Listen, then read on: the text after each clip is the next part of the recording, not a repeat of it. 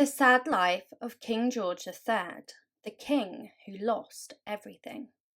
Meet King George III, the unhappy king, the man who lost America and even Farmer George. His reign, far from boring, was a tumultuous journey filled with scandals that culminated in a truly tragic ending. Was he a true villain or a scapegoat for all? Join us as we delve into the sorrowful tale of King George III and let you be the judge. The Americans saw him as their enemy, and even his own people joined in the criticism. When George III was born, it caused fear and panic. As the firstborn son to Frederick, Prince of Wales, and Augusta of Saxe-Gotha, he arrived 2 months early, and his birth order was the least of his family's worries at that moment. Due to high infant mortality, George's parents feared for his life and soul. The Bishop of Oxford baptized him on the same day as his birth, fearing that he might not survive the night. Against the odds, he seemed to be pulling through. Did his troubled entry into the world foretell a dark reign? If you believe in omens, the answer is a definite yes. George's survival was a miracle, especially when his father Frederick faced disdain with his own family. King George II and Frederick's mother loathed him, as suspicion surrounded Augusta's pregnancy. George III entered a tense family dynamic that only worsened over time. Despite his family's low opinion, Prince Frederick was a good father to George III, providing a quality education.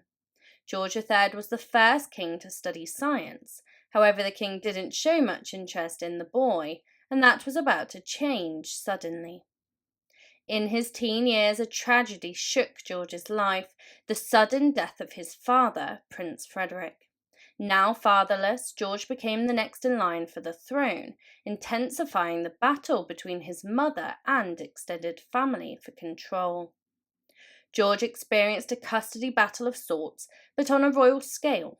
His grandfather wanted him at St. James's Palace, while his mother, with Lord Bute, fought to keep him close. Others also fought for George's affection in this tumultuous family struggle.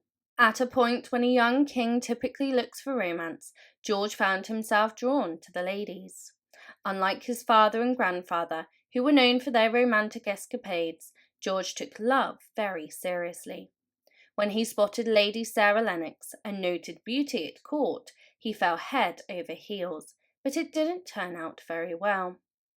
Upon hearing a rumour about Lady Sarah and the Duke of Marlborough, George sank into deep depression, spending hours alone in his room and losing sleep. Despite being only 21, he acted like a troubled teenager. Seeking advice from his mother's advisor, Lord Bute, George didn't get the support that he hoped for. Lord Bute warned George that marrying Lady Lennox wouldn't be good for the country. Whether it was true or not, George followed the advice. This decision left him heartbroken and raised questions among Lord Bute's influence. King George II was shaken by these events, and a new battle emerged among George's closest allies, each fighting to choose his wife. The battle was cut short by a tragic event. In 1760, King George II suddenly passed away, leaving George III as the last man standing at the age of 22. While he no longer dealt with his grandfather and mother's fractions, he remained vulnerable to those who sought to control him. Being single and in need of an heir, King George III had to act quickly. Initially considering a return to Lady Sarah Lennox with newfound agency, George's actions alarmed Lord Bute, who feared losing his influence. To secure his position, Lord Bute presented George with potential German brides, and surprisingly, it worked. Princess Charlotte of Mecklenburg-Strelitz, considered plain and unremarkable, emerged as an unexpected choice for queen.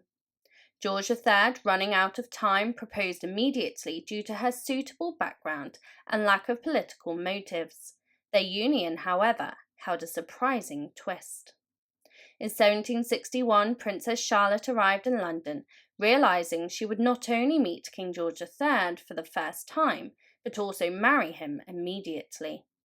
Overwhelmed, she fainted, Revived by her attendants, a bewildered Charlotte met her future husband, botching the introduction and starting their relationship on a less than ideal note.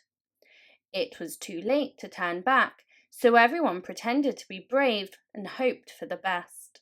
Charlotte put on a charming act that night and won George's heart. They got married later, turning their shared nightmare into a kind of fairy tale. Charlotte impressed not only George, but everyone at the end of the night was praising her. However, there was one person who remained hard to please. George's mother, Dowager Princess Augusta, had married his father hoping to become queen someday. That dream slipped away, but she still had her son. Well, she sensed trouble when he fell for Charlotte, so she started acting like a seriously mean mother-in-law. Augusta couldn't control her son, but she did everything to undermine her daughter-in-law. She even placed spies among the Queen's attendants, but her power-hungry ways would soon backfire. Scandals quickly surfaced in George III's reign. Shortly after his coronation, he faced embarrassing rumours about his mother. When Lord Bute became Prime Minister, people started whispering about an affair between him and Princess Augusta. The court was shocked, dealing the first but not the last blow to George's trust in the man that he had relied on the most, as if he didn't have enough to deal with. George III took the throne at a challenging time. Britain was in the middle of the 7 Years' War, an enormous conflict. Initially accepted by Parliament, George faced opposition when his friend Lord Bute became Prime Minister. The rumours about Lord Bute and his mother damaged George's relationship with the Prime Minister, but if he wanted to escape the trouble, they had to work together. By 1763, the war was draining Britain, but the French were in worse shape. Talks of peace began, with leniency towards opponents in Spain and France. There was just one issue. Many saw it as a weakness, even a betrayal by the king and Lord Bute. In a terrifying incident, an angry mob attacked the king's carriage. Still, Britain had to end things, luckily with an advantage. The end of the 7 Years' War was a triumph for Great Britain. Gaining territories including parts of North America, it marked the era when Great Britain was famously called a vast empire, on which the sun never sets. Initially, England's American colonists celebrated the victory, but things changed. As we wrap up the sad life of George III, Part 1, The King Who Lost Everything, we ponder the legacy of a monarch whose rule was marred by family strife, political intrigue, and personal tragedy. The Americans deemed him their enemy, and criticism abounded from his own people. Was King George III a victim of circumstance, or did he play a part in his own downfall? The answers are elusive, leaving us with a poignant tale of a monarch who faced the harsh realities of power and paid the price. Great Britain's win gave American colonists more land to use, but part of this grand empire, they wanted even more. When George III issued the Proclamation of 1763, limiting settlers and protecting Native American land, the colonists flipped out. They felt betrayed, and trouble was brewing for George III. Lord Bute was a close friend of George for a very long time, but the government troubles took a toll on their relationship. In 1763, Bute resigned. Despite George's mother trying to patch things up, it didn't work. Out of sight, Lord Bute faded away, making the king the blame for many decisions Bute had made. This wasn't the last time a prime minister messed things up for him. To recover lost money and deal with conflicts in the US, George III and the next Prime Minister, George Grenville, introduced the 1765 Stamp Act. It caused a huge uproar and controversy. The act put taxes on printed materials in the colonies, seen as a personal attack. The colonies were furious, and once again the king was in trouble. After lots of conflict, George III reluctantly agreed to repeal the Stamp Act. While the colonies celebrated, even putting up a statue of him in New York City, it would come back to haunt him. George did well in one aspect of his reign, having kids. After marrying Charlotte, they had a whopping 15 children, almost all surviving to adulthood. It was extraordinary for royals at that time, and despite a shaky start, George III and Charlotte made things work. They genuinely loved each other and had produced heirs. Yet the stresses of his reign were taking a toll on George. In 1765, King George faced a mysterious mental disorder. His mother and her allies closely watched over the sick king, hiding the full extent of his illness from his wife, poor Queen Charlotte. The worried queen was often found crying throughout the palace. Suddenly, he recovered out of nowhere. Things returned to normal, but for George, normal meant tension, strife, and drama. Even though he had a happy family at home, George's extended family was far from joyful. George was a pretty serious guy, religious, and unlike his predecessors, he didn't have mistresses. However, his brothers followed family traditions of affairs and secret marriages that the king disapproved of. George tried to pass a law preventing royal family members from marrying without the king's approval. It was another failed attempt to hold power that only undermined confidence in the king. As things spiraled out of control, George still trusted the parliamentary government, and here's where it backfired. Tensions rose in the colonies, and subjects were tired of paying taxes without representation. In a big mistake, George said, "Forget about everything except the duty on tea." Well, maybe not those exact words, but it really angered the colonists. British people don't joke about tea. The British saw the Boston tea protests and tea destruction as vicious and unlawful. Before, tensions mostly existed in the colonies, but now it was mutual. George's role painted him as a tyrant, and the colonies were ready to revolt. You might know the next part. 13 colonies were fed up with Britain and fought back. In July 1776, they declared independence, blaming George for abandoning governance in America. The American Revolutionary War began, and chances are you know how it went for George. George III tried to rally his inexperienced ministers for a civil conflict, but then France joined, making things worse. While the colonies had allies worldwide, Britain only had loyalists. Everything was falling apart before George's eyes, and it was about to get much worse. George's ministers begged to quit the impossible job that they faced. There was a fear that the colonies' allies might invade England. With little power left, George gathered 7,000 men to cross the Atlantic, but it was too little, too late. After many losses, George had no choice but to accept defeat. It tarnished his entire legacy, but first he had to deal with the aftermath. After losing America, the British Parliament was in chaos. It went through many prime ministers until George put his foot down. Through manoeuvring, he got an ally, William Pitt the Younger, as PM. Pitt was the youngest Prime Minister of Great Britain at just 24. Despite some minor parliamentary issues, George finally had one of his own where he wanted him. Considering the storm ahead, he would need him. Surprisingly, the people of Great Britain liked the combo of Pitt and George. Pitt was energetic and subjects appreciated him as a family man. There was a more tragic reason for their warmth. King and Queen lost 2 sons in 1782 and 1783. Prince Alfred was 1 and Prince Octavius 3. The loss weighed heavily on George, adding to his fragile health, and soon everything fell apart. In the summer of 1788, King George had another breakdown, and this time it was much worse. He spent much of that period in a manic state, locking his wife and daughters in a room and talking for hours. They convinced him to go to Cheltenham Spa to recuperate, but sadly it didn't help. When he returned home, things got even worse. By November 1788, George's mental state worsened. He talked for hours, foaming at the mouth and dehydrated. Sometimes repeating himself, he got more creative and used a wider vocabulary in other episodes. There was even a tale of him introducing himself to a tree, thinking it was the King of Prussia. His family struggled to keep it a secret, but someone within their ranks was plotting. One doctor visited the king without speaking to Queen Charlotte, alerting her to a devastating truth.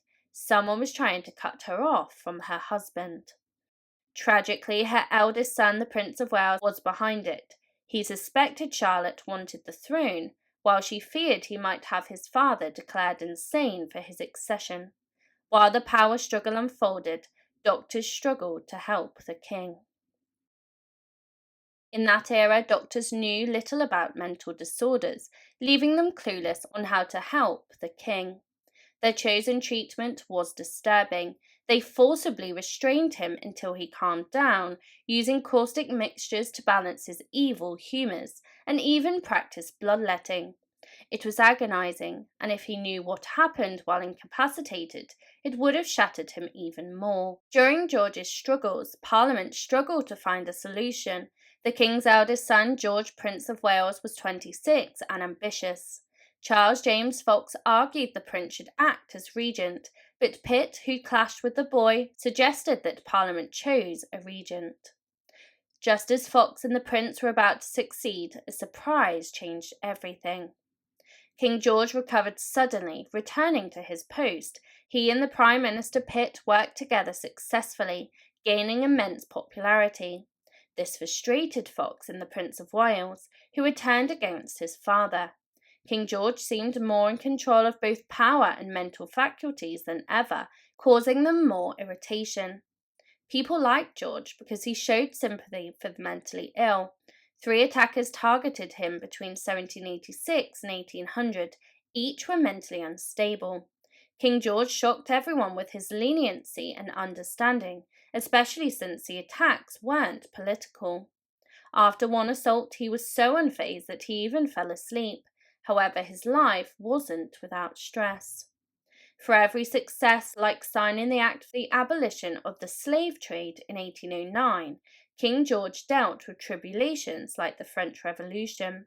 Initially, European countries denounced the revolutionaries, but they eventually left Great Britain opposing France and Napoleon Bonaparte.